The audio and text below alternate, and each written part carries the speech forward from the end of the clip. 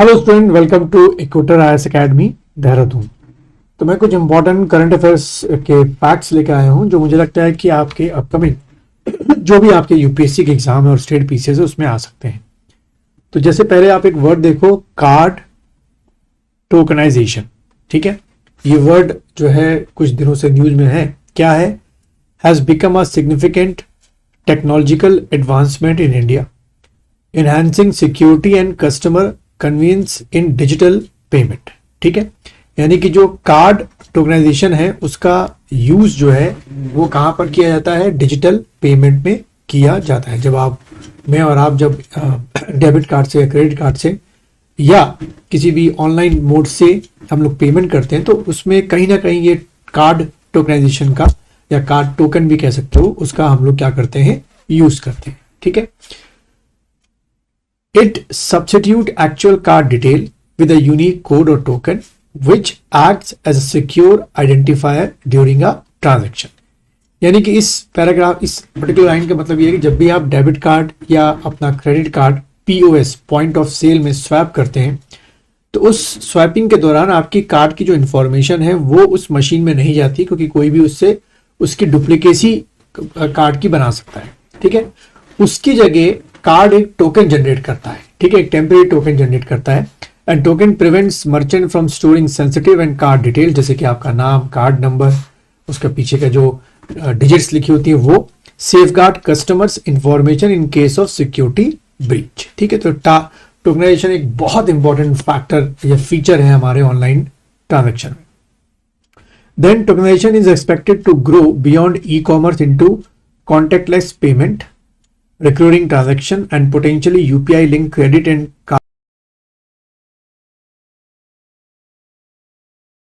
Card payment. ठीक है, जैसे मैंने बताया था कि यूपीआई पेमेंट में भी अब टोकनाइजेशन का बहुत ज्यादा यूज कर रहे हैं। In October 22 RBI mandate that merchants and payment processors no longer store customer card data card and entirely on tokenization. ठीक है, तो यहां से क्वेश्चन कैसे बन सकते हैं? एक दो क्वेश्चन जो बन सकते हैं कि टोकनाइजेशन या कार्ड टोकनाइजेशन का इकोनॉमी में या फाइनेंशियल सेक्टर में कहाँ यूज होता है और कब से ये टोकनाइजेशन का जो रूल था कि आप कार्ड की जो इंफॉर्मेशन है वो आप नहीं रखेंगे अपने साथ, उसकी जगह आप कार्ड हर बार स्वैप करने पर या यूपीआई हर बार पेमेंट करने पर एक टोकन जनरेट करेगा। तो आपने ये जो डेट है बच्चों, अक्टूबर 2022 की, इस डेट को याद रखना है।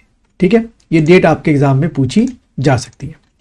नेक्स्ट आप देखेंगे एग्जाम मिशन 4 या AX4 के नाम से है, तो आपसे पूछेंगे भाई ये क्या चीज है जो अभी हाल में न्यूज में रही। तो देखिए, Indian air force group captain Shubhanshu Shukla, इनका नाम याद रखिएगा।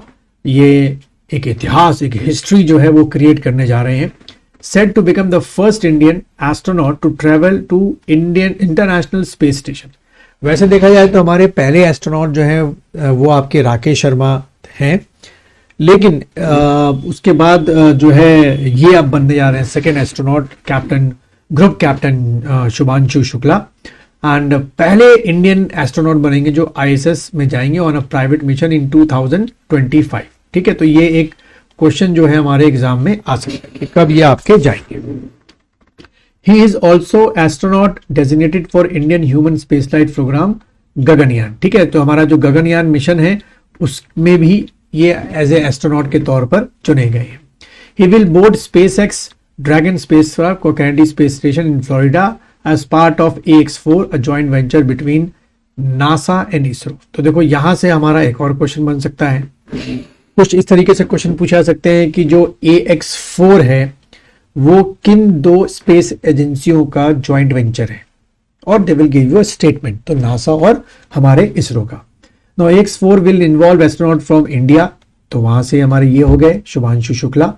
उसके बाद पोलैंड, उसके बाद आपके हंगरी है ना, is the first such collaboration in 40 years. अच्छी बात है। जैसे मैंने बताया था, Rakesh Sharma was the first Indian traveller to space in 1984 abroad Soyuz T11 mission. ठीक है, जो गए थे और इसका नाम यहां पर लिखा हुआ है। तो ये चीजें जो हैं वो आपसे पूछी जा सकती हैं। अगले फैक्ट की तरफ बढ़ते हैं। अगला है आपका इंडिया एंड भूटान, जो हमारा पड़ोसी सार्क का एक मेंबर है, टाई इन विच सब national diplomacy by state like Assam can further strengthen economic and cultural relation. ठीक है, अब यहां पर सब नेशनल डिप्लोमेसी क्या होती है, जिसको पैरा डिप्लोमेसी भी कहते हैं, रिफर्स टू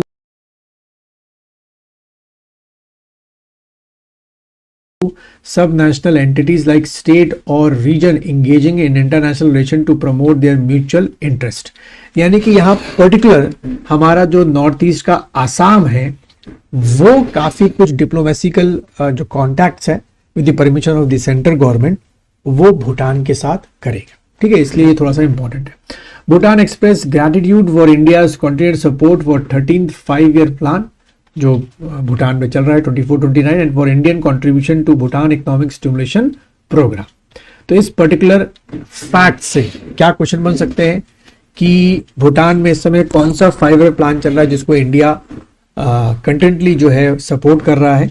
तो आपने टिक करके आना है 13th 5-year प्लान, या ऐसे ही पूछ सकते हैं कि 13th 5-year प्लान का टेन्योर क्या है 2024 से 29 तक। ठीक है, तो इस तरीके से भी क्वेश्चन जो है वो पूछे बच्चों जा सकते हैं। तो अगला देखें, India has assured continued support for mindfulness city project. ये बड़ा इंपॉर्टेंट है, माइंडफुलनेस सिटी प्रोजेक्ट। ये आपसे पूछा जा सकता है कि भाई माइंडफुलनेस सिटी प्रोजेक्ट जो है क्या चीज है। ठीक है, अबाउट इंडिया एंड भूटान को लेकर significant progress has been made in 102 megawatt Punatsangchhu second hydro project. तो देखो ये पर्टिकुलर जो आपका हाइड्रो प्रोजेक्ट है ये आपका एमसीक्यू में क्वेश्चन आ सकता है कि किस कंट्री के साथ इंडिया कर रहा है। तुमने पढ़ लिया अभी भूटान के साथ। ठीक है, तो ये पॉइंट आप लोग लिख लेंगे। जो मैं पॉइंट आपको बच्चों बोलता जा रहा हूं वो मेन पॉइंट आप लोग लिखते जाइएगा। The integrated check post ICP at Darranga Assam was inaugurated, जो भी चलेगा डिप्लोमेसी वाला, to boost tourism and economic activity in Bhutan eastern region and Assam border area. तो यहां से क्वेश्चन, इस फैक्ट से क्वेश्चन क्या बन सकता है कि वो चेक पोस्ट जो है वो आसाम में कहां पर ओपन हुआ है। तो दरांगा में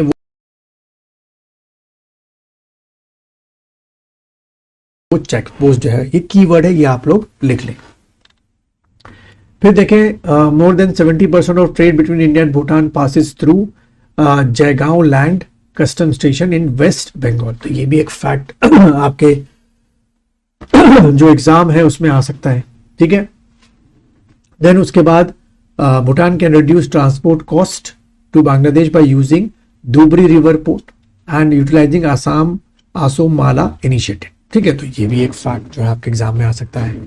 और फिर कोलैबोरेशन हमारे भूटान के बीच में किसको लेकर है, मानस नेशनल पार्क जो कि असम में है। तो उसके कई जानवर जो हैं वो बॉर्डर क्रॉस करके बेचारे भूटान चले जाते हैं, पता तो होता नहीं है। ऐसी रॉयल मानस नेशनल पार्क है, उनके भी कई जानवर जो है बॉर्डर क्रॉस करके असम की तरफ आ जाते हैं। तो जैसे आप यहाँ पे देख रहे हैं ये आपका भूटान में, तो यहाँ पे आप देखिए कि आसाम जो है वो भूटान के साथ कितनी बाउंड्री आपकी शेयर कर रहा है। ठीक है, उसके बाद आसाम नॉर्थ ईस्ट में किन किन स्टेटों के साथ बाउंड्री शेयर कर रहा है। Assam share the boundary with Arunachal Pradesh, पूछा जा सकता है। Assam share boundary with Nagaland, Assam share boundary with Manipur, Assam share boundary with Mizoram, Assam share boundary with Tripura and Meghalaya. तो ये क्वेश्चन भी आपसे पूछा जा सकता है।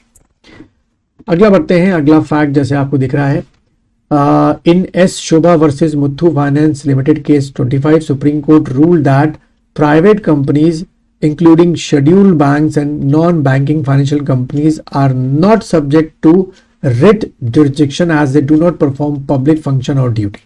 तो इनको अब writ jurisdiction से सुप्रीम कोर्ट ने इस केस के बाद बाहर कर दिया।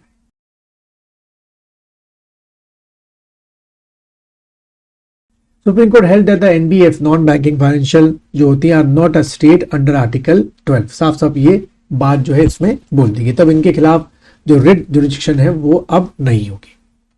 देन उसके बाद अगला है आपका माइनॉरिटी कम्युनिटीज। आपका देखें, the central government determines minority status जो हमारे यहाँ होता है। अभी हमारे यहाँ कितनी माइनॉरिटीज है बच्चों, तो अभी हमारे यहाँ 6 माइनॉरिटीज आपकी है under the national commission for minorities act 92। और वो कौन सी है, मुस्लिम्स हैं, सिख हैं, क्रिश्चियन हैं, बौद्धिस्ट एंड जैन एंड आपके पारसीस। तो ये 6 माइनॉरिटीज हैं। तो ये आपका एक क्या बन गया, एक और क्वेश्चन बन गया आपके एमसीक्यू के लिए। कितनी माइनॉरिटीज हो गई, 6 माइनॉरिटीज हो गई, और 6 के नाम जो है वो आपसे पूछे जा सकते हैं। Together they constitute around 19.3% of India's total population. तो ये भी आपसे एक क्वेश्चन बन सकता है कि टोटल माइनॉरिटीज की जो पॉपुलेशन है परसेंटेज के हिसाब से सबकी 6 की मिला के कितनी है, आपको दे देंगे 18, 19, 20, 21, तो अप्रोक्स 19.3% आपने टिक करके आना है। Now ministry of minority affairs establish in 2006, तो एक ये फैक्ट आपको याद रखना है कि माइनॉरिटी मिनिस्ट्री जो है वो कब स्टैब्लिश हुई थी, 2006 में, carved out from the ministry of social justice and empowerment coordinate programme for social economic development. National commission for minority created under 1992 act, ठीक है, and NCM safeguard the interest, जो हम लोग पॉलिटी में पढ़ते हैं, और ये भी हम लोग पॉलिटी में पढ़ते हैं कि एनसीएम जो आपका है national commission for minority, it is a non constitutional body, क्योंकि ये एक्ट के थ्रू आपकी बनाई गई है। फिर अगला आप देखेंगे वो है आपका प्रधानमंत्री जन विकास कल्याण। ये क्या चीज है, ये भी माइनॉरिटी को लेकर ही है कि the PM Jan focus on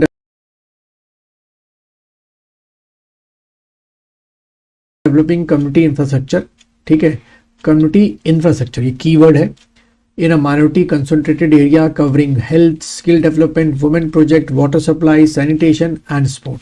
तो यानी कि जहां जहां आपके माइनॉरिटीज का डेंसिटी ज्यादा है वहां पे अंडर द प्रधानमंत्री जन विकास कार्यक्रम के तहत उनका इकोनॉमिकली एम्पावरमेंट करने की कोशिश की। तो ये भी अलग से एक आपके एमसीक्यू क्वेश्चन बन सकता है, ठीक है।